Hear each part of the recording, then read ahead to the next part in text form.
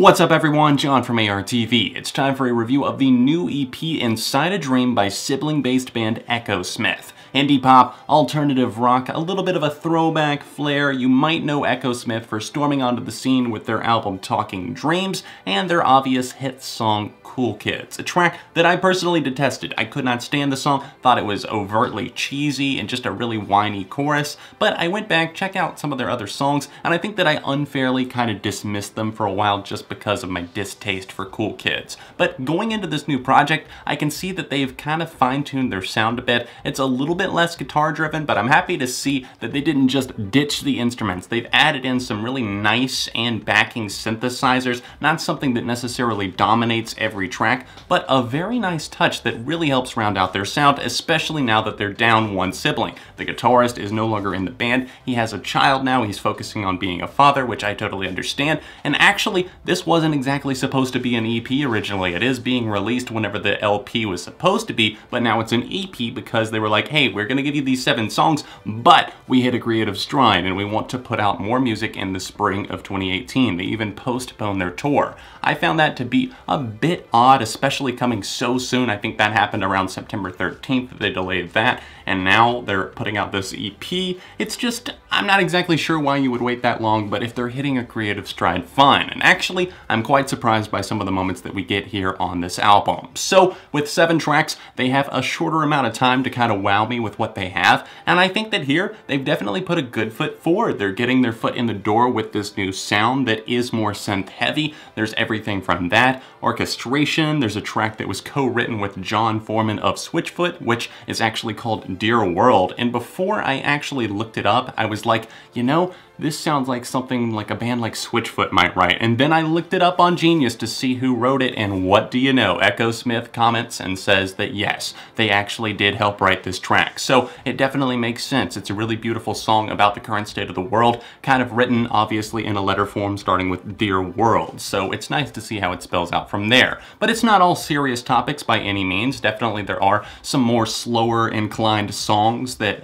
definitely make you think and ponder, give you a little bit of introspection, especially on something like Goodbye, which caught my ear right away. I actually did this in a track review roundup, and I said that I was very surprised and kind of caught off guard by how much I enjoyed the tune. It's got a nice little clinging synthesizer there, a nice acoustic guitar that's made into a little loop there that goes all throughout, and some steadily but very sly bass and drum work that makes this song stand out. I definitely wouldn't mind seeing a track like this pick up some traction on radio and in the mainstream, but I just don't see that happening because I feel like this band waited a little bit too long to capitalize on their success. They're signed to Warner Brothers, and they waited 4+ years to put out a new full-length album. I mean, we're not even getting it till spring now. So it'll be about 4.5 going on 5 years whenever they put out their sophomore LP, and that's just a little bit crazy to me. Future Me was released as the 2nd single from this, and I think that it's one of my least favorites here because it just seems so simple with its premise. It's like she's talking obviously to herself in the future, and this is a concept that I have seen tackled so many times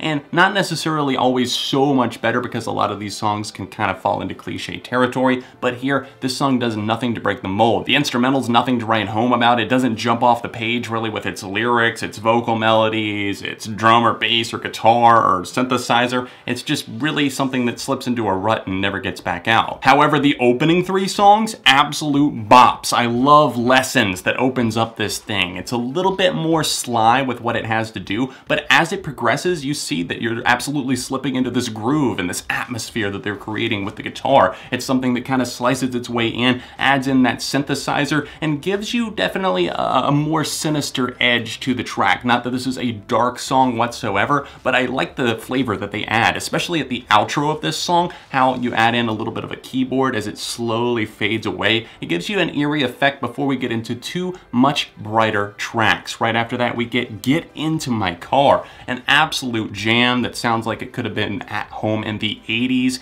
It's really catchy with its vocal melody, especially in the chorus of this thing. The guitars drive the entire time, and the synthesizers are so catchy. I love the keyboards and the added effect that they give this song. Like I said, I feel like this is really helping round out their sound. Then we get Hurts to Be 18, a track where I feel like she's writing to her past self, Sydney that is, and obviously this is a song that tackles more than just that, but it's kind of a breezy tune that you could just cycle over and over and over again, and I feel like tracks like this have much more of a better staying quality to them because I find that it's very persistent, and I love the way that it engages, the drums especially, and they're kind of a driving force during the chorus, and the way that that kind of syncopates with the keyboards here and even the guitars. This whole song is really a shimmering summer melody, and it sucks that this didn't come out in summer. I would have loved to have jammed to this by the pool, and the album cover keeps making me think of that as well. Fall's here. That leaves only one more song to discuss, and that is Hungry, track number 6 right near the end of this thing, and it's definitely one of the most stale of Echosmith's discography so far. Unfortunately, this song falls into very bland territory.